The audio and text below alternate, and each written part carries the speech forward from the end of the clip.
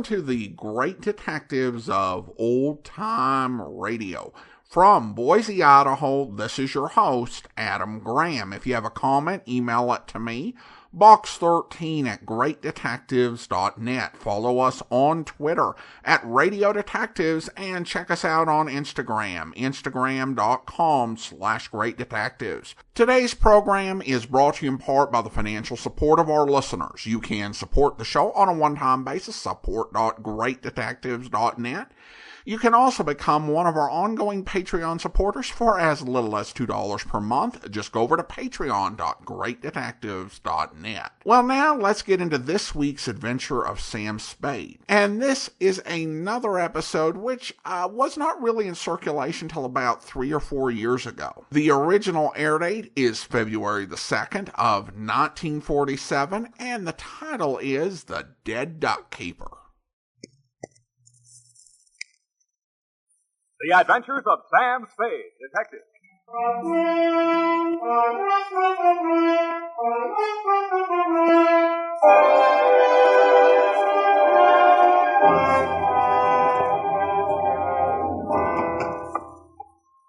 Effie? Effie? Oh. I waited. Say what you have to say and I'll go. You've been through a tough time, sweetheart. You didn't make it any easier. You think it was a cakewalk for me? You think my nerves are made of rubber? You have no nerve. You're just a cold, callous Shut up. old detective. You're going to listen. You're going to sit still, not talk, and listen. When I've finished, you can say goodnight or goodbye. First, you're going to listen to me. Remember how it started? Yesterday evening when you told me it's your mother's birthday, you were giving a party, you said, and you wanted me to come? I tried to beg off, being no social butterfly, but Mom would be hurt, you said. And so the next thing I knew, there I was at your house, surrounded by 24 strangers, 10 gallons of lemonade, and your mother. I've been wanting to have a talk with you, Mr. Spade, about Effie. I can't think of a nicer subject, Mrs. Spade. Effie is just so devoted to you, Mr. Spade. Yeah, well, I'm very devoted to Effie, too, Mrs. Spade. What I mean is I think we should do something. He's dying on its feet. You want me to spike the lemonade, Effie? It just so happens that I have here in my pocket a bottle of... I have a wonderful idea. It'll make the party one big happy family. You just wait and see now. Quiet! Quiet, everybody. What's she up to? Some kind of game, probably. Another game I'm doing. That's all I need. Your attention, please. Excuse me. There's Miss Brand going now. Miss Brand? Oh, Miss Brand? Yeah, Mrs. Green. Won't you join the party? I'm not going to have an appointment. Oh, what a shame. Oh, do stay. Thank you, some other time. Oh, Lola's so nice. She rents the sitting room upstairs. I wish she could have stayed. Well, I'll explain the game now. Oh, Mrs. Karina, I think I'll stay after all. Oh, how nice. Oh, you brought a gentleman friend. Yeah, this is Marty. Marty? Oh, Marty, I'd like to have Lola sat down and crossed her legs at me. When her left knee, where I would have preferred to see a dimple, I saw a tattoo mark. Her gentleman friend Marty was a small, stocky guy, all teeth and New York tie. He shook hands all around, and it felt like the paw of a stale stick. And this is Mr. Spade. He's a private detective that he works for. Lola's in Kansas City, Mr. Spade. Oh? She's waiting for her husband to return from service overseas. I'm glad he's coming home safely. Where's he stationed? Japan. Yeah, now quiet, everybody, quiet. We're going to play charades. Oh, very simple.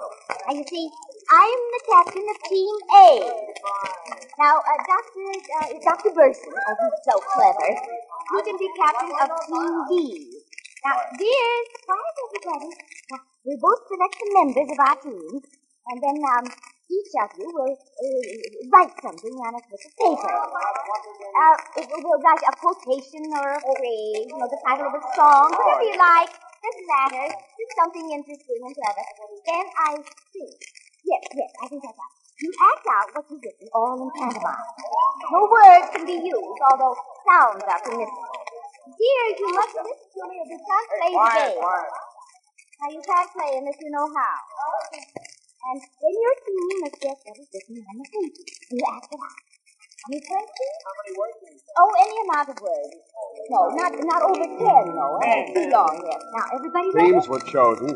I wound up on Mrs. Perrine's Team A. Slips of paper were handed out to the guests. I wrote down, quoth the raven, nevermore. So I'd have to make like a raven. Everybody was getting settled.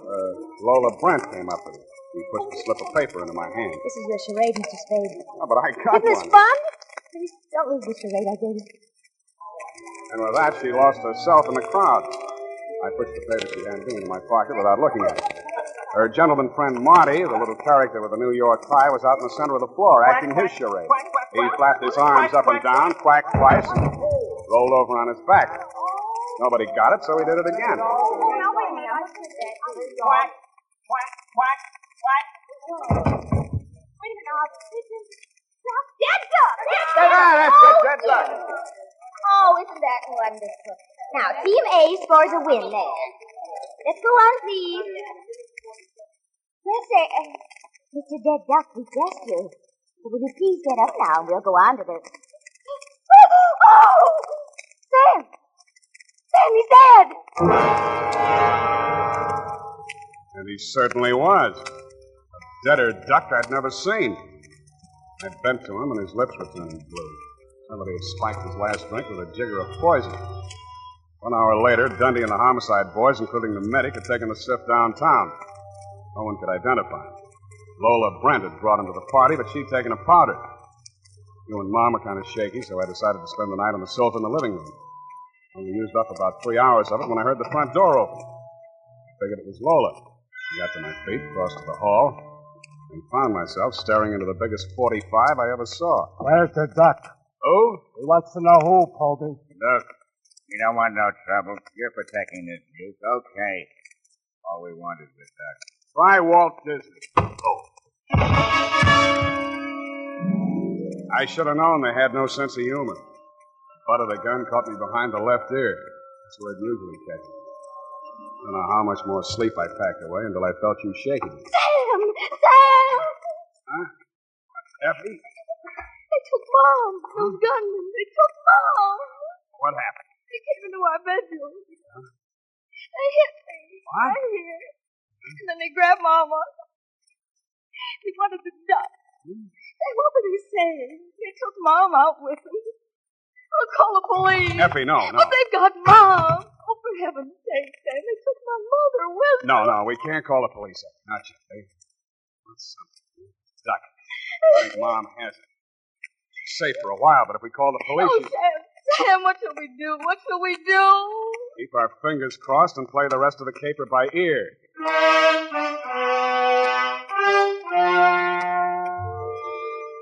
So you promised that you wouldn't call the police until I gave you the nod. I went out to buzz the town. Figured it was an out-of-state mob, probably New York. Gunsels were after the duck. That made no sense. I thought I was the muscle for the juke joint. Hustled over to Jenny the Juke. She didn't know the score. Nobody would. The place was dark. Finally, she opened up and led me into the rear. When I mentioned the duck, he shut down tighter than a clam in December.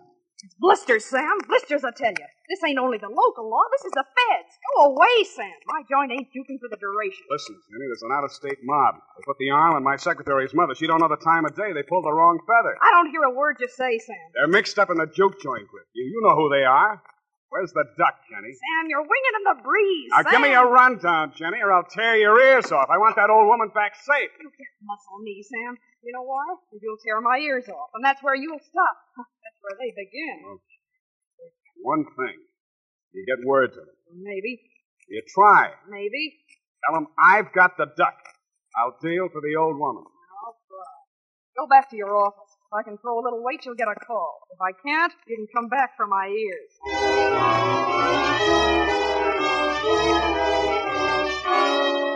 And when I got back to the office, I had you on my hands.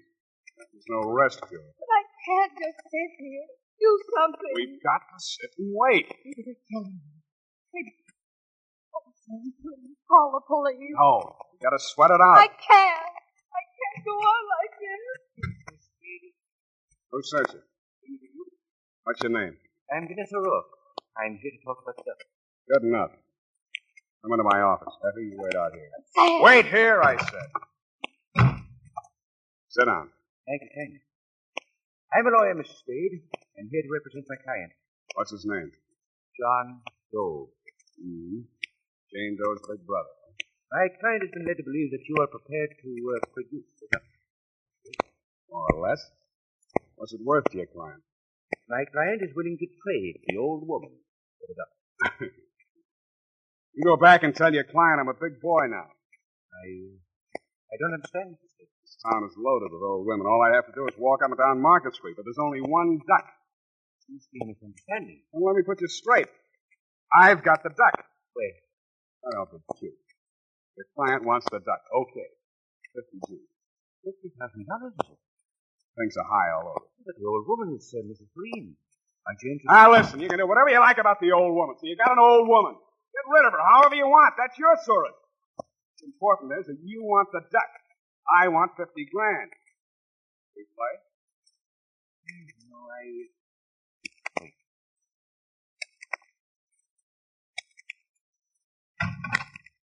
Effie. I thought we had an audience the other side of the door.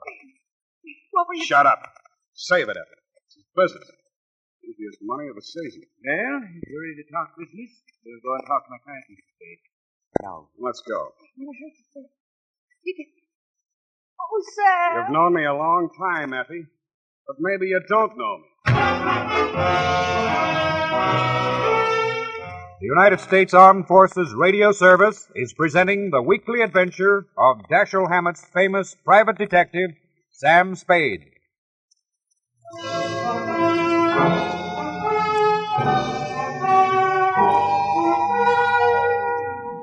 The car that drove us down the peninsula was brand new. I could tell by the way the upholstery smelled and the careful way the driver handled it.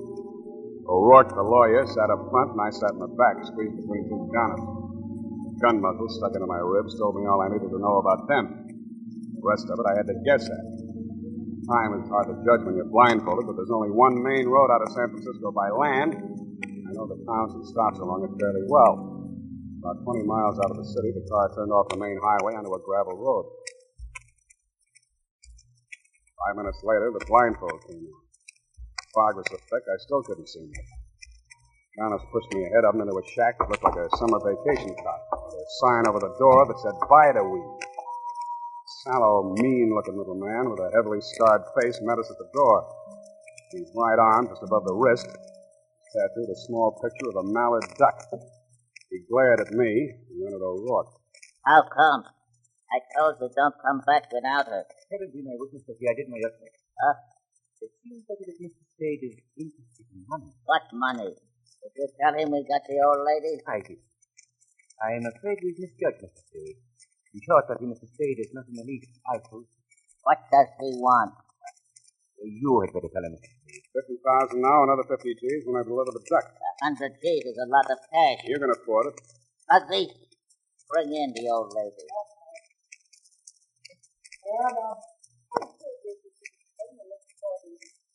Say, where's your tie? You know these men. This is a cute trick, Ducky, but it's going to cost you. The lady spoke to you, Spade. I told you it's going to cost you letting her see me here. And the longer she stands here staring at me, the more it's going to cost you. Sam, what is... Get her out of here! Listen, more than what you did in the phone. There, no more. I want to go home. I really want to go home. You ought to be ashamed of yourself, Spade.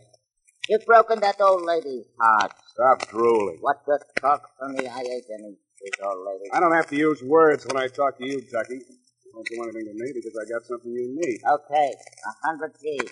Take the way you said. Price has gone up. Huh? Kidnapping's a federal rap. I'm not taking any part of it. We don't know she was snatched. We told her we are from the DA's office. Giving her a night as a witness. You'll find out different. I don't plan on settling down here. Oh, that's fine, but I have to go on living in this town with that old hen alive and clucking. It won't be easy. You mean you want we should knock off that sweet old lady? You're a little slow, Ducky, but you'll get there. I've met some lousy, low-down heels in my day, but you're the lousiest, lowest. Come on. Well, I could take more of it at these prices. He ain't doing your dirty laundry, see? No dice. Price is $100,000. What if I say no? And I turn over the duck to the federal board. In that case, I don't care whether the old lady stays alive or not, because I'll be playing their game. Either you're in or you're out. Think it over, Morden. You decide you know where to reach. Yeah. We'll know where to reach.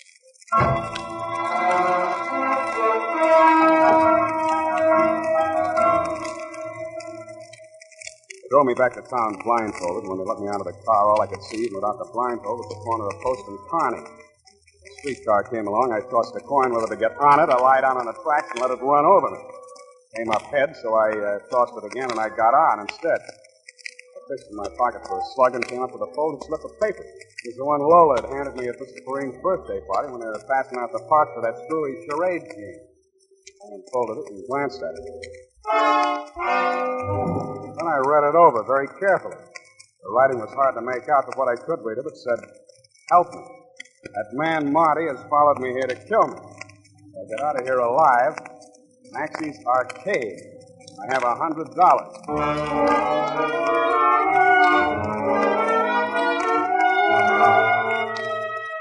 I got off at Columbus and walked up to the International Settlement where Maxie's Arcade does business. What they used to call a penny arcade before inflation set in. I dropped a nickel in a fortune-telling machine. Worried? Perplexed? Know thyself and your problems will vanish. A card came out that said, "You're of a naturally deceitful and secretive character. Disloyalty brings its own punishment. It's never too late to mend." I tore up the card, kicked the machine, and that's when I saw it. It's a narrow little booth, muffled in drapes, and the sign over it said, "Salty Hawkins, Tattoo Artist." The card, pinned to the curtain, showed some typical tattoo designs, anchors, mermaids, fancy initials, but one had a hand-drawn picture pasted over it. It was a mallard duck, same as the tattoo mark I'd noticed on Ducky Morden's wrist. I pulled the curtain aside and went in. Sir, what can I do for you, mate? What do you know about the duck? All in your jib, mate. There's no freshwater birds here about. How about the new one you just put up in your card outside? Oh, that's one, eh? Now, whereabouts? On the arm? 2, 3 color job. Our leg. Whereabouts? The left knee. That's right, mate. It was on our knee. You have you remove it for her? Right, is that time, mate? Know why? Look, if I did, I wouldn't be telling strangers about our secret. All right, where is she? Take it easy, mate. I haven't got time to take it easy, mate. Talk. Sure, I'll have a gentle. Come on, come on. I was going to tell you now. She says to me, if a man comes All in... right, shut up. Where is she? Right in the back room, mate. Spade, open up. Hello, Lola. Finally worked out your charade. Come on in, quick. Were you followed here? Wouldn't have come if I had been. How much do you know? They want you $100,000 worth. You tell me why. You've seen Ducky Morton? Yeah. Didn't he tell you? I want to hear it from you. Don't believe anything he says. Morning and I didn't even give me the time of day. He says he wants me back that way. He's a liar. How does he want you back? But Bridget Mortis, he wants me back. I'm taking an awful chance opening up to you like this. Let him catch me. They'd only kill me. Humane. He used to let the DA people get at me, Ducky's mob at Lakeland, and it took them years. And... Oh, gee, you don't know, Sam. They torture girls. What that mob would do to me if I had to testify against Okay, him. I take your word for that. Who are these DA people you're talking about? You never heard of Ducky Morton before? I heard his name. I thought he was knocked over when they had the big racket-busting show in New York years ago. Yeah, I guess a lot of people think that. It wasn't healthy to mention Ducky's name. What was the racket? Juke joints. Giving nickels to servicemen, rolling them. That's why the feds are helping the DA's office. They arrested hundreds of girls and held them as material witnesses. Only they wanted me most of all. I ripped the joint, you see, and I was Ducky's girlfriend during the duration. I think you'd be only too happy to tell what you know about him in court. Oh, gee, I would if I did, but you don't know. The DA's office say they'll give a girl protection, but how can they? What are you doing in San Francisco? Running away. Had my ticket on a boat. I was going to Honolulu. He was watching the boats. Then I found this room out in Oakland. Mrs. Perrine was real nice to me. I never thought they'd find me there. And then Marty showed up. Honest, it was just a Mickey I put in his drink. Just like we used in the joints, I never knew it'd kill him. You're a brave kid, Lola. Now look, Ducky offered me $100,000 to deliver you. You take a chance of me fighting it out with him for half of that? For $50,000? Brother, where are we meeting him?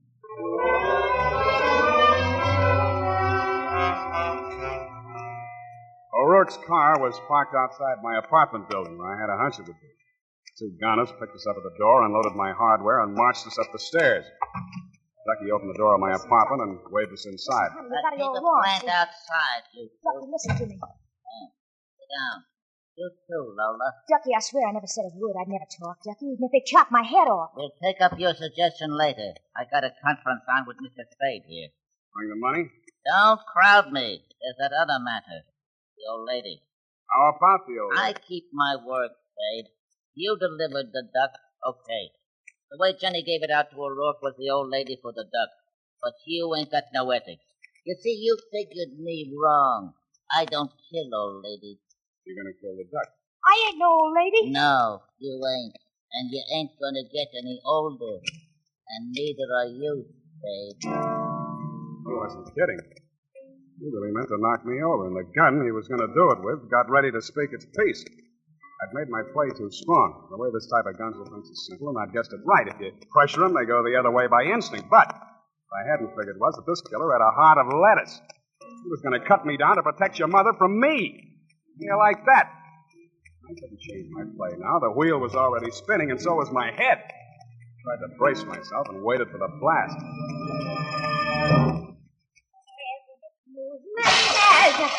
Oh, dear, I dropped the tray. Mrs. Perrine, what are you doing here? I was just making some coffee for the boys. Oh, dear, I've broken your cups. That's okay, Mother. We'll take care of it. Ugly, pick it up. Oh, thank you, Mr. Bugsy. I'm so glad you got my message, Sam. Didn't Effie come with you? Yeah. I mean, no. I I mean... wanted to surprise you both together.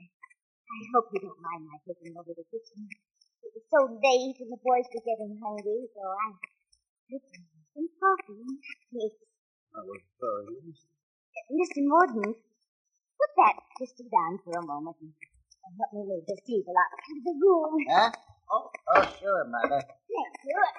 Oh, we've had such a good time. I've never been up so late in my life. Mr. Bugsy and I played a game called Blackjack. I won $50. Wait till Effie moves out. Yeah, wait till she hears. I suppose Effie will come with Mr. Bundy. Bundy? Oh, yes. I remember that Effie said you and she were often down to his office at police headquarters late at night, so I phoned there. Mother. Yes, Mr. Morden? Did you say you phoned police headquarters? Oh, yes. That's where Mr. Bundy works. Mother, what did you tell Mr. Bundy? Oh, just that you and the boys were here and that we were about to have some coffee. And he said he'd just about to come up and join us. And I said, do. And he said he would. With some of his boys. Did I say something wrong? No, Mom, not at all. I believe that's Mr. Bundy now.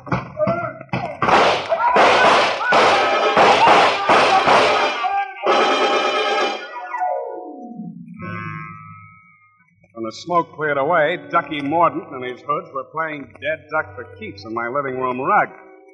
That rug just came back from the cleaners, too. Dundee and the boys from Homicide took Lola Brent away with them. After it was all cleaned up, I found your mother out in the kitchen. There, Sam.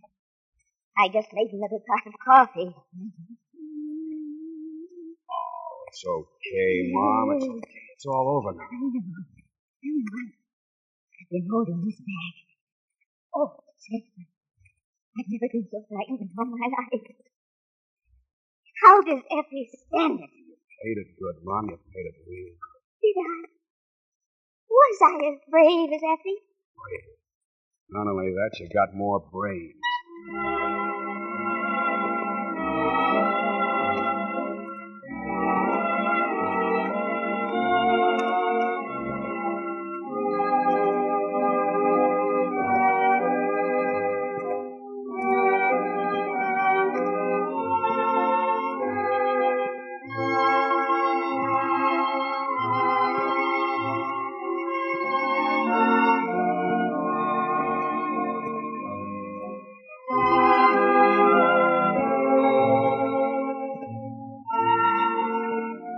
This is the United States Armed Forces Radio Service, the voice of information and education.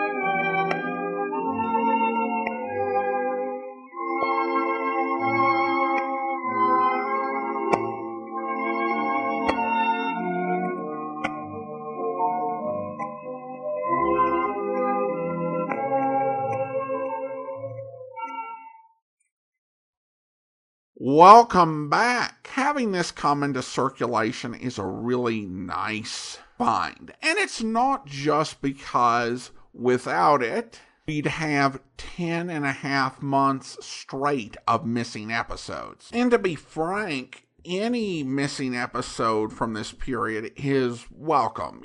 We always welcome missing episodes, regardless of where they come from. But this is still a massive gap at the start of the series. Even with recently added episodes, we have only 4 episodes for all of 1947, and a grand total of 8 episodes during the series' first 23 months on the air. But that's not the only reason that this episode is such a welcome addition to the circulating program. This episode brings to life a character who is mentioned but never on stage in the novel The Maltese Falcon. In the novel, it's established that Effie lives with her mother, and Spade actually has Bridget O'Shaughnessy go hide out at Mrs. Perrine's place. One big change from the novel is that in The Maltese Falcon,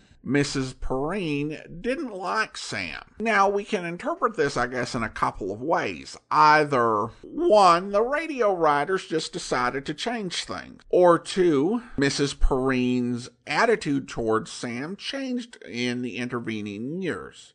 As established in The Candy Tooth Caper, the series was set 7 years after the events of The Maltese Falcon, leaving plenty of opportunity for Sam to do something that actually impresses Mrs. Perrine. It's also of note that we hear that line again, either you're in or you're out, which is a direct quote from The Maltese Falcon, and something that it feels like the radio series wants to have as a callback.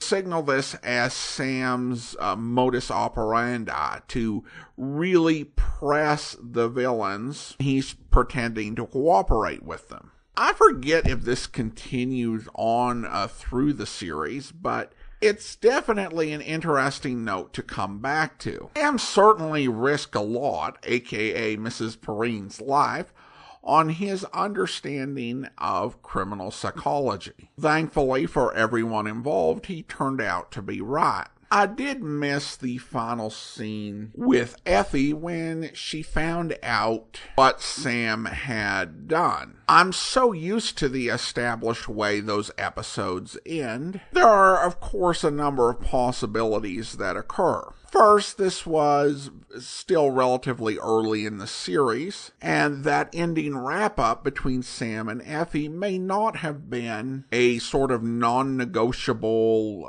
signature way to end the episode. Option 2, maybe that was missing from the recording. There's no indication of that per se, and so I tend to lean towards it just being that we get the scene between Sam and Effie's mother that we just presume, and I think justifiably so, that of course Effie is going to continue on with Sam, having heard the explanation. I didn't recognize the actress who played Effie's mother. I wonder if that was Lorene Tuttle doing doubles. She was definitely a talented enough actress to do so. So, maybe. Now let's go ahead and thank our Patreon supporter of the day. I want to go ahead and thank Murph MCB. Murph MCB has been one of our Patreon supporters since February 2021, currently supporting us at the Seamus level of $4 or more per month.